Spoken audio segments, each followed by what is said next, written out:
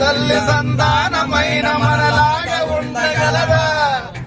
ఒకరు కాదు మనమిద్దరంటే ఎవరైనా నమ్మగలరా?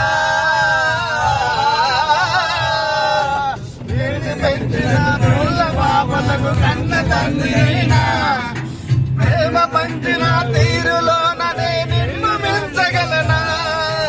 ఏ పుణ్యము చేశావో నీకేమో పొందావో, నా ప్రాణం నీవైనా నీ చెలిమిరునో తీరేనా?